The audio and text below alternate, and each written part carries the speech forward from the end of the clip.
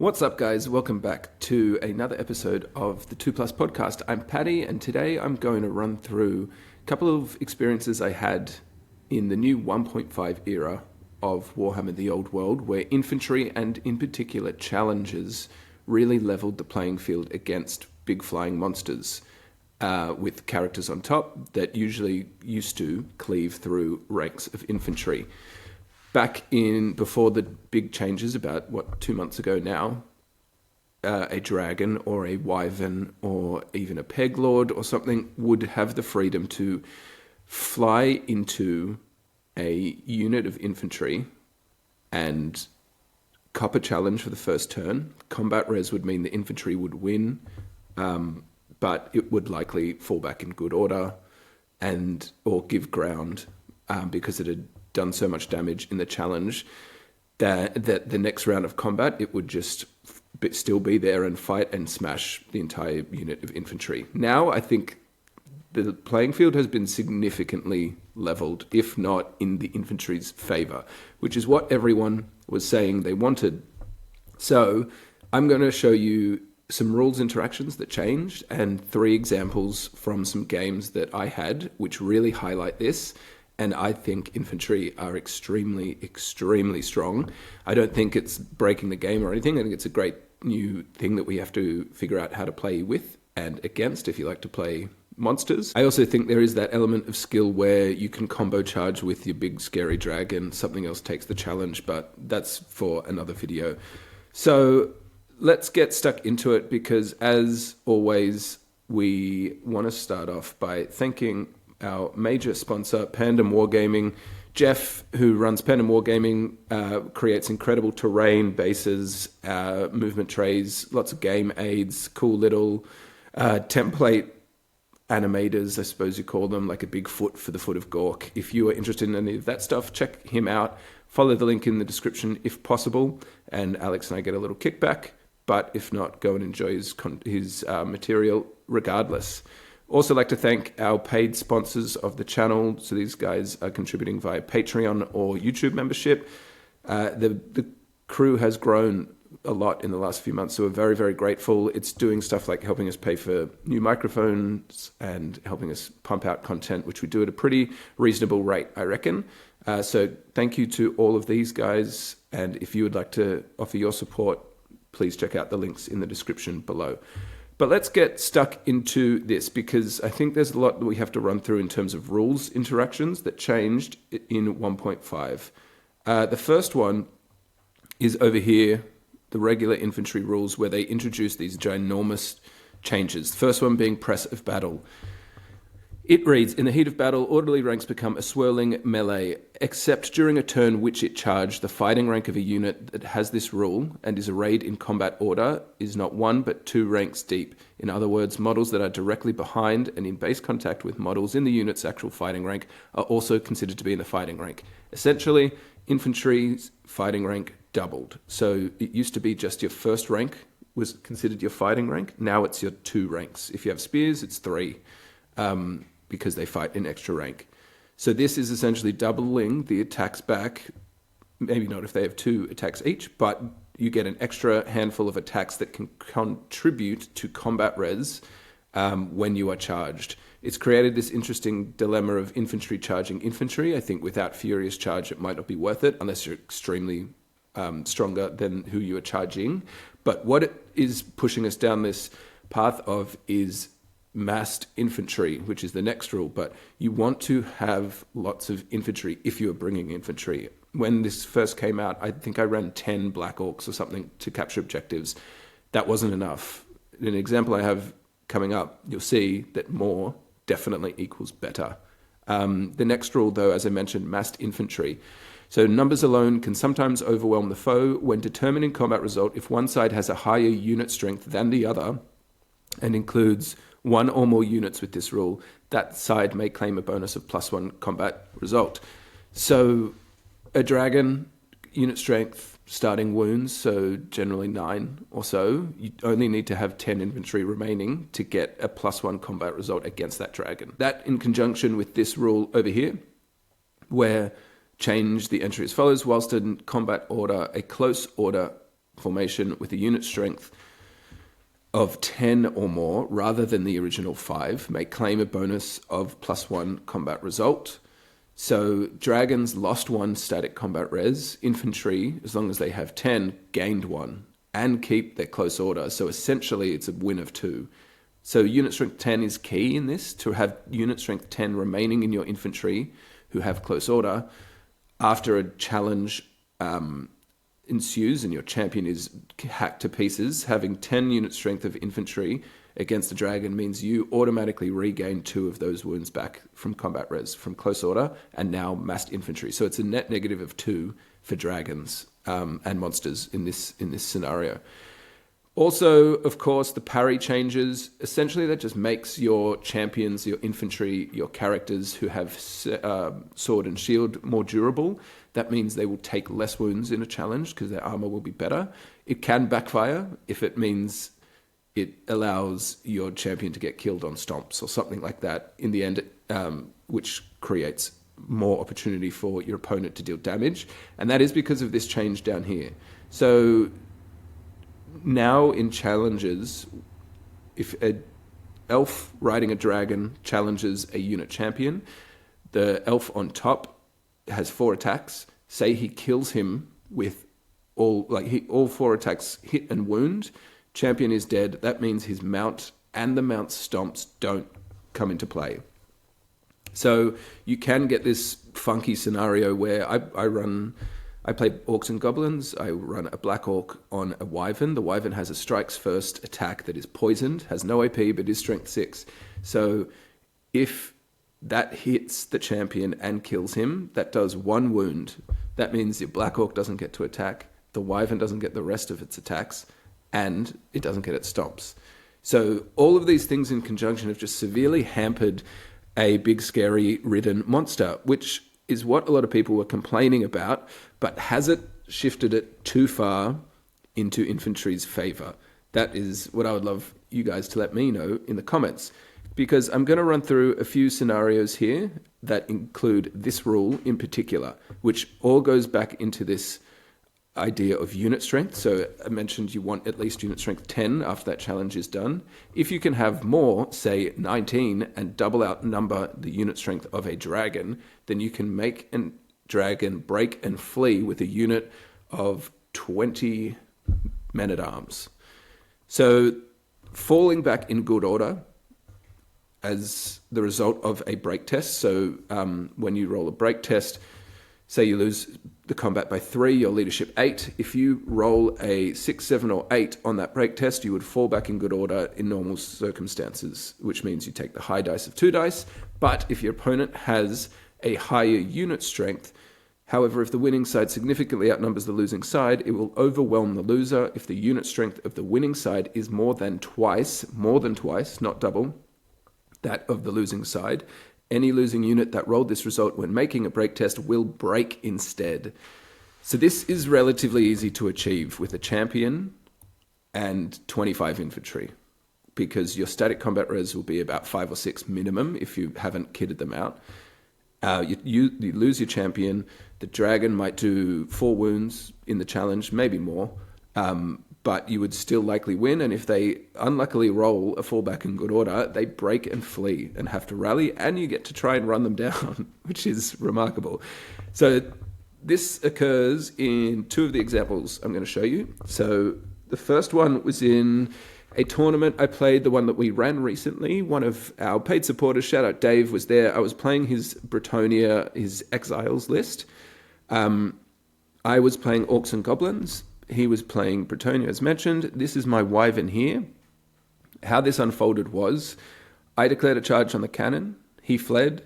I declared on this channel a charge on this cannon. He fled. And that meant I couldn't redirect again. So I had to overrun in that straight line. I connect into his Knights of the Realm on foot. Knights of the Realm on foot in this unit had close order, outnumber, 2 ranks, a banner, a BSB, and I believe a war banner in there. So that was 7 static combat res in 15 models, which was incredible. It's an incredibly strong unit, I believe, in this game. It had a parry save of 3-up. They didn't have the ward save, so it was just a straight 3-up save in this one. But what happened was I charged. He issued a challenge with his champion. I did maybe 3 wounds or so in the challenge, and that was all my combat res. 1, 2, 3 wounds. He had 7, so he wins by 4, and he double outnumbers me. This wasn't a Black Orc either way, sorry. This was just an Orc. I was playing Nomadic War, so it was an Orc War Boss who was leadership 8, I believe, maybe 9, but it didn't matter. I rolled a fallback in good order on my break test, and as you can see there, I flee. Now this means 2 things. So he is stuck behind there, so he tests to restrain, I think, anyway, to kind of maintain his position. But this allowed next turn, the opportunity for his fly 10 pegs who are sitting there to possibly run down my wyvern.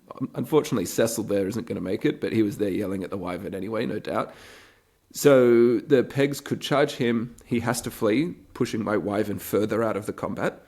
Then I have to rally him, which might not happen, but if you can position your forces well enough, if he had his pegs over here and charged over here, there's every chance with their ginormous charge range that they'd run him down on my 3d6 flee compared to his fly 10 plus high dice plus swift stride charge. So back in the day, I feel like this never tended to happen. Not never. Double outnumber was still a thing. But the combat res shift of the wyvern losing close order, the infantry still getting it, and the outnumber combat res just means this is a much more likely interaction I have seen so far anyway. That's how I'm feeling playing these games. Because there's more examples coming up. And this one I'm going to show you is interesting because it again shows how flexible you can be with your infantry if you start kitting them out with characters in them, which I think everyone is doing. I am now running a block of Night Goblins and a block of Black Orcs. Both have at least 1 character in them. Some of them have 2. Because what this happens as well, the tactic usually to beat infantry is to flank them, outmaneuver them with your fast things, and hit them with combo charges. Combo charges, I still think, is the answer, and first charge in particular, to get rid of their rank bonuses. But it's harder to do just with 1 unit, and it feels like in the old world, you only really get 1 or 2 hammer pieces. Everyone kind of skews into these big units. So if you can withstand that first hit, then they run away. You've completely changed the combat. So this is a scenario I'm going to show you where I was charged in the flank, but I did have a character in the unit that was not in the fighting rank that was still able to accept the challenge. So if you were charged in the flank and you have a character on the outside, you can have a character whose unit is engaged in combat may sometimes be required to move through the ranks. To do so, simply move the character model so that it occupies the desired space within or adjacent to the appropriate rank. So you can see the example down there. The character is there. At the start of the combat, you can move him into the fighting rank, then accept a challenge. That, unfortunately, is not the case for unit champions, because they would be situated about there. They can't move through the ranks. If they were here, then they can, because they're in the fighting rank and they can accept the challenge. But a character can freely move in to accept the challenge. So in this scenario, again, I was playing Bretonnia. All of these examples are against Bretonnia, but you can see his Duke has charged into the flank of my Night Goblins. My unpainted, very sorry, Night Goblin Big Boss is able to move to the fighting rank at the start of combat and accept this challenge. If I didn't have a character in this unit, my champion, who is, I think, maybe this guy, couldn't move through the ranks. If it was this guy, he could. But I don't think that would ever happen, considering they have to be near the middle. Anyway, the character moves to the front of this to accept the challenge against the Duke. My unit of Night Goblins has glittering robe on it. I've also managed to successfully net his character. It won't matter except for the mount. But the better part about this all as well is the Night Goblin Big Boss has better weapon skill, meaning he was only going to be hit on 3s, not 2s like a unit champion would be, because the Duke is weapon skill 7. So he was originally being hit on 3s, then Glittering Robe made it 4, and he was toughness 4, which made Netters come into play. And then he has light armor, shield, and therefore parry. So he had a 4-up save in there as well. And he had one charm shield, which actually did save a wound. So the result of this combat is the Duke and the Pegasus does 2 wounds to him, kills him. The Peg was the one who killed him, but he only got 2 combat res plus his flank charge, which was 3. But I don't get disrupted because he is a skirmisher, and skirmishers don't disrupt the ranks.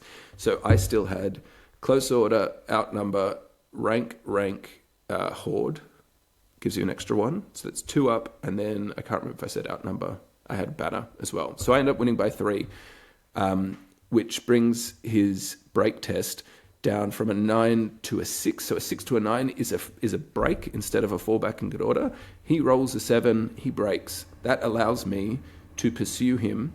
Well, I test a restrain, but I had to pursue. But I actually almost caught him, including his swift stride. He rolled a 10, I rolled an 8. So you can see how I could just catch the Duke and the game would be over, essentially. And that is a 200-point block of Night Goblins with a 30-point character in it and another character in there. But hey, against one of the scariest characters in the game. That was when he charged my infantry. I didn't think it was a great charge from him anyway, but if I couldn't have accepted that challenge, he would have done 6 to 7 wounds, I'd imagine. And then I probably would lose that combat. He would catch me. So the champion just completely leveled that off and flipped it in my favor. Now, this is an interesting example where my Black Orcs were charged in the rear and the flank by a Paladin on Royal Peg and a Stray Knight of the Realm. I do have technically 3 ranks. There's 2 Black Orcs here that are creating a back rank. One thing I'd like to ask the question of, I presume I have to move these guys into base contact over here. I think, I don't know what happens to that last rank, but what it does do is create the fighting rank for this peg. So the fighting rank of my rear becomes this middle rank and the back rank. And then the fighting rank to the rear becomes these 2 models here, my BSB and the model there. So there's no rule in Press of Battle. There's no wording in there that suggests you don't get the double fighting rank, even if you're charged in the rear or flank, which is incredible for infantry because that is kind of the way you beat them. You outmaneuver them, you get in their rear, you get in their flank. But even if you do that, now they're still getting 2 ranks in their fighting rank. It's not a supporting attack. If you have spears, they don't count, I believe. No, because that's fighting extra rank. I'm not sure. Someone can tell me in the comments there. No, you wouldn't, because that's only martial prowess, I think, allows that. Someone correct me if that's wrong. But you do definitely get that double fighting rank. So in this scenario, my champion is here. He is not in the fighting rank here. It's not a champion anyway, but he's definitely not in the fighting rank with this Paladin. So he can't accept a challenge in this scenario. My BSB is not in the fighting rank against this Paladin either.